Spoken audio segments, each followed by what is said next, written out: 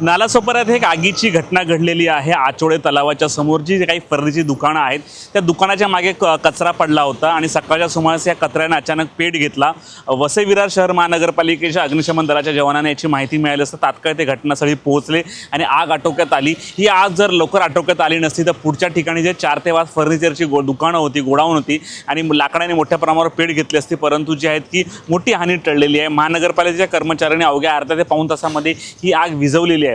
त्यामुळे वसई विरार परिसरात आगीच्या घटना दिवसेंदिवस वाढत आहेत, कारण तापमानाचा पारा वाढतोय, पुढे शॉक सर्किटमुळे आग लागतात, पुढे जे रणरणत्या उन्हामुळे आग लागतात। त्यामुळे ह्या अशा ठिकाणी थोडे कचरा असेल तर तुम्ही ताबडतोब उचलून घ्या, कारण कचऱ्याने आग लागल्यानंतर आसपासचा ही परिसरात आग ही पसरत असते।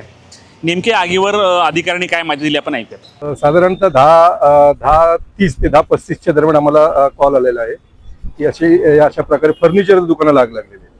परंतु हे जी रस्त्यावर जी फर्निचरची तुम्ही दुकानं बघताय, ही जी ओपन शेड याच्यामध्ये टाकलेली आहेत बांबू आणि पत्रावळ्यांच्या याच्यामध्ये, त्या फर्निचरचे मला वाटतं साधारण 2 ते 3 दुकानं आहेत ना। ही 3 दुकानांमध्ये त्यांचा जो वेस्टेज हा सामान आहे, म्हणजे त्यांचे जे जुने फर्निचर वगैरे जे ते लोक घेऊन येतात, त्यांना डागडुजी करून नवीन फर्निचर बनवतात आणि नंतर ते सेल करतात।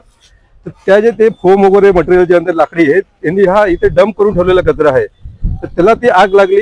साधारणतः आग ही पूर्वेकडून आलेली आहे, पूर्वेच्या दिशेने।